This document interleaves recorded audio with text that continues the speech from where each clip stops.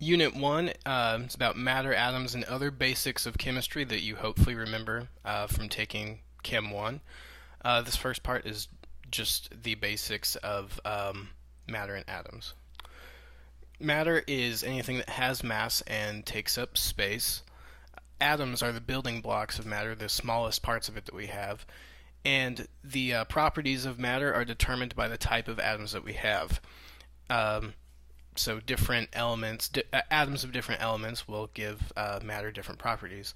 An intensive property is determined by the type of matter or atoms that's present.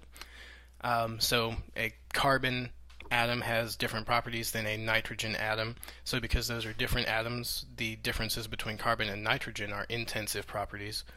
And extensive properties are determined by the quantity of matter present. So mass and volume are examples of extensive properties based on how much matter you have. Going back to early atomic discoveries, the first root of atomic discoveries was by Democritus. He was a Greek philosopher in about 460 BC. He decided that there were four elements: fire, earth, water, and air. And the smallest division of matter he called atoma, A-T-O-M-A. So that's where the word atom comes from. And an atoma, to him, was the finest powder that anything could be ground into. Once it was in that smallest little particle that could not be ground up any tinier, he decided that was the size of an atom. After Democritus, there really wasn't much development for almost 2,000 years other than alchemists. Alchemists' focus was turning other metals into gold. They were trying to get rich.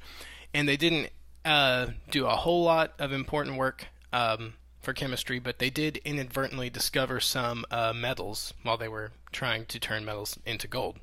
The next real big development in atomic theory was by John Dalton in the late 1700s, early 1800s. He proposed his atomic theory in 1808, and there were four basic principles to it. He said that elements are made of tiny indivisible particles called atoms. Atoms of a given element are identical. Chemical compounds are formed when atoms of different elements combine, and that reactions involve reorganization of atoms. Now, those seem really basic to us, but at the time there was no basic knowledge of this, so he had to be the one to develop this basic stuff, that all carbon atoms would be identical, and that compounds are formed when hydrogen and oxygen combine to form water. The next discovery was by J.J. Thompson. He discovered electrons in a cathode ray experiment. What he had was this glass tube that he was putting an electrical current through. And there was a vacuum inside the tube, and going from the negative plate to the positive plate in the tube, he could see a stream of electrons. And when he put a magnet or a positively charged plate up next to that vacuum tube, the stream of electrons would bend towards the positive side and would be repelled by the negative side. So that's how he determined that electrons had a negative charge. His picture of the atom looks something like this. It was called the plum pudding model. He pictured electrons as solid spheres sitting in a positively charged mass. So in the plum pudding model, the electrons were the plums and the positive mass was the pudding. The next discovery came from Ernest Rutherford in 1909. He was actually one of Thompson's students and was doing some tests on the plum pudding model. Remember, there was no nucleus discovered yet, but this experiment is what led us to the idea of the nucleus. A radioactive source was firing alpha particles at a piece of gold foil, and instead of all of the alpha particles being reflected like they would at the plum pudding model if there was no empty space in atoms, most of them went through. Only some of the alpha particles were deflected back towards the source of the alpha particles, and some were just deflected as they went through there.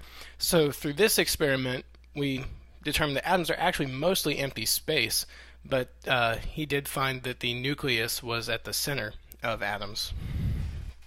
Next up is Niels Bohr. He revised the Rutherford model of the atom, and he was involved in the early development of the quantum mechanical model that we'll get into later. But Bohr put the electrons in specific orbits or energy levels. So we still had the nucleus in Bohr's early model, and electrons were assigned to specific orbits. As they got farther from the nucleus, the energy of those orbits increased. These are just some fundamental principles of matter that we need to know.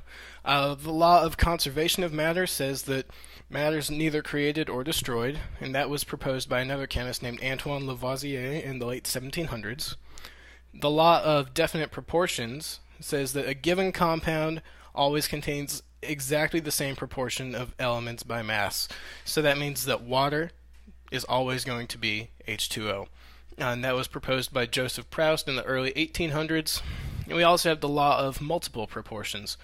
When two elements combine, the ratio of masses can be reduced to small whole numbers. So instead of having H4O2, it could be reduced down to H2O4. And that was another law proposed by John Dalton in the early 1800s. And your question for this section is, which scientist identified the location of the nucleus?